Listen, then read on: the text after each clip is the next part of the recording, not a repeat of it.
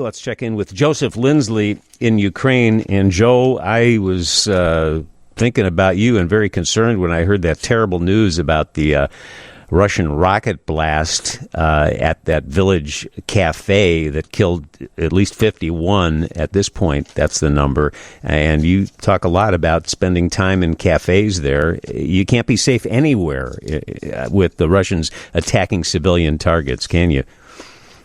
Bob, indeed. And not only was a cafe in a small village hit in the Kharkiv region, but then this morning, I think it was around 7 a.m., the Russians hit the very center of Kharkiv city, that city that's 30 miles from Russia, a city where I've spent so much time the past year and a half.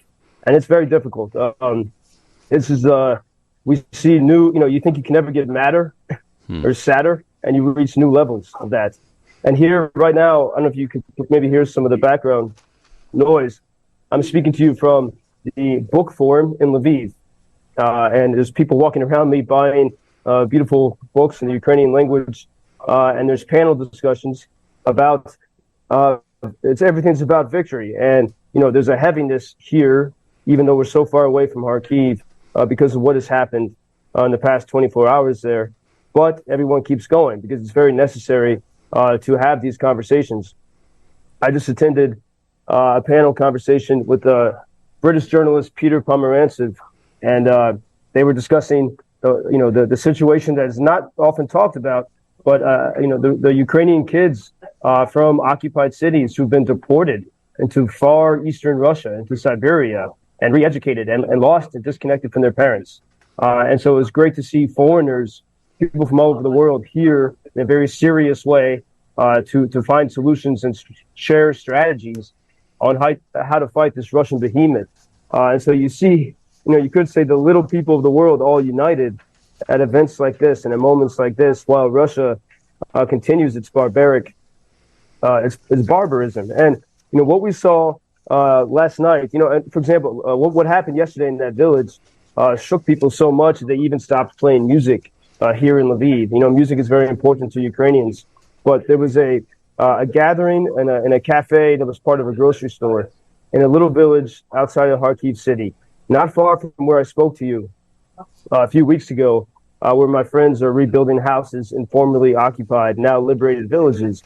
And these people had gathered because they were having a reburial for a friend and a father and a brother who was a soldier. And he was killed several months ago, and they wanted to bury him back in the home village. And so they all gathered for the wake. And it's almost everyone in the village now, every family in that village, someone is dead. And I think his wife was killed, so the widow of the soldier, his grandparents, his mother-in-law, they were all killed. And there's no doubt that this is a targeted attack on a gathering.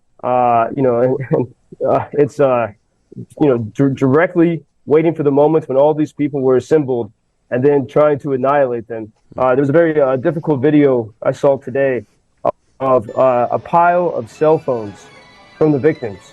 And the cell phones are ringing with musical tones, some of them with patriotic Ukrainian songs, and because loved ones trying to reach their relatives and friends to see who was alive. And you just see that pile of phones and you listen to the hopeless ringing. And then as if that's not enough, and it's never enough for the Russians, this morning, the center of the city of Kharkiv was hit with the Iskander ballistic missiles. And I've been checking in and talking with people from Kharkiv all morning. And they've been through hell. I mean, the Russians were on the edge of that city in February, March 2022. The Russians tried to take over that city in 2014. And so these people are pretty hardened. They've been through hell. I've been through many missile strikes with the people of Kharkiv, and they're sturdy. They smile even during the attacks. There's no smiling there today. I talked with the manager of one of the hotels where I've stayed in the city, and she's a very joyful person. She said she's been in tears all morning because of the brutality of this attack on the center of the city. Others are just saying they're too overcome by anger. I was going to share some voice recordings of some of them, but they couldn't even put into words how awful they felt. But I do want to share with you a note from an American who married a woman from Kharkiv. His name is John Patterson. He lives in Doylestown. And he and his wife lived in Kharkiv for 3 years with his in-laws. And their apartment, his in-laws' apartment was hit today. I saw video of the flat above his in-laws' flat. And I mean, deep into the apartment, room after room, everything destroyed because of the blast. And John, he wanted to share these words.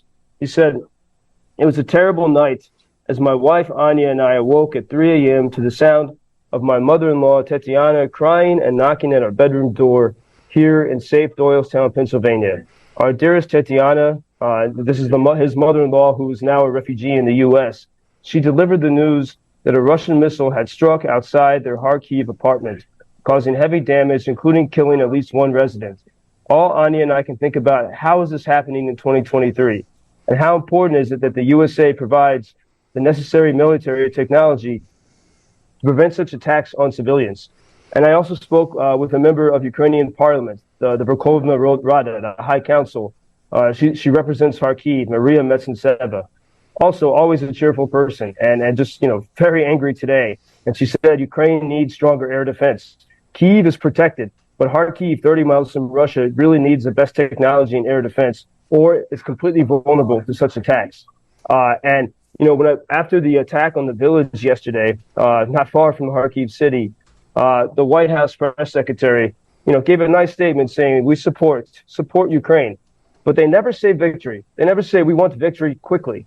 And that's really, the support, as Gary Kasparov said this week in the Warsaw Security Forum. We've got to get to the point. Do we want victory, or are we just going to have these vague messages of support? And that, I reported earlier on that Chicago-based company, Mondelez, that makes Oreos and wheat thins, and they own Nabisco. They used to be Kraft. And they, on their homepage, you go to their website, we support Ukraine. They had a corporate day of purpose on Tuesday on LinkedIn. Many Ukrainians tried to comment, and their comments were deleted. So people get away with saying they support Ukraine, but that company still does business in Russia. And so many other American companies are still doing business in Russia, a country that would target a funeral party, a wake, that would target the center of a city. And really, if this is, how many times have we said it, but, what will it take for people to wake up and be serious about the threat that we face from Russia? Everyone at this conference around me is serious. What will it take for people in other parts of the world to understand? We can only hope that these horrible Russian attacks on civilian targets will make some people change their minds about support those who are questioning it. Joseph, I hope it's a quiet weekend for you, and we'll connect on Monday. Thank you, Bob. It's a sad weekend. Until Monday. Very, very sad. Thank you for introducing Ukraine on your social media pages. That's very important that much more people can get more information about the situation here and how everybody can help Ukraine to stay stronger and to save all the world. Что он сказал? Well, which side are you on? На чьей ты стороне? Come on now. Oh, which side are you on? На чьей ты стороне?